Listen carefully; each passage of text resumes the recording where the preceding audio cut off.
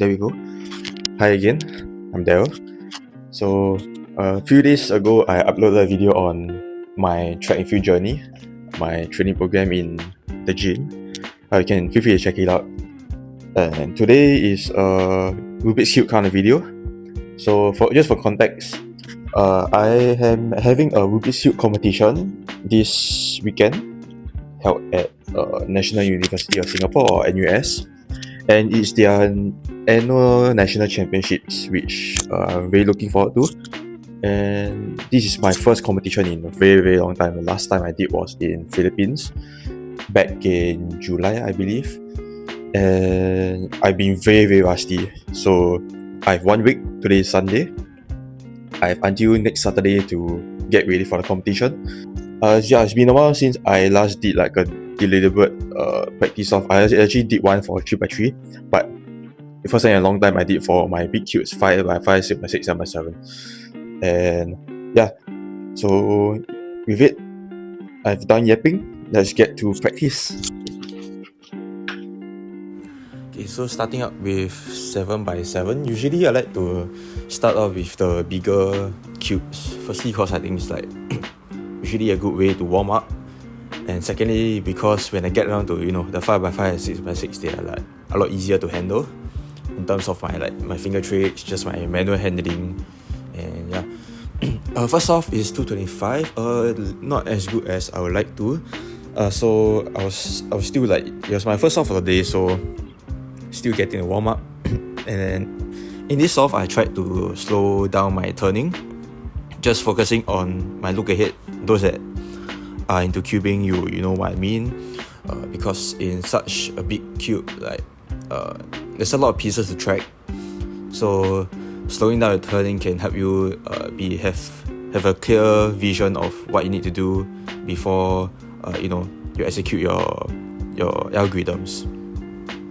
Going on to the third solve, my fingers were a little bit fatigued already. I don't know if it's because of like my gym training and stuff, but or it could be old age. Hopefully it's not that later. So I got a 224 min of 3, which isn't terrible, but I would like to try to get down to the sub 220. Okay, now next we're going to 6x6 already. It's about the same as 7x7, but a little bit more faster paced. So can't afford to pause as much as 7x7. 7x7 sometimes you can get away with a bit of pauses to like look for pieces, but as you go down to the lower layers, if you get what I mean, there's less room for pauses, if you know what I mean. Yeah. So starting off with 130, and later in the second and third solve, you can see that I'm actually kind of tired. My fingers can't hold up as well, so they were a bit like sore and like screaming for pain. So this was 140, which is actually really bad. And as you can see, I'm like trying to stretch my fingers. And this is my third solve. Also just trying to imagine how it's like in competition. Sometimes in competition you get really nervous and kind of your mind goes blank.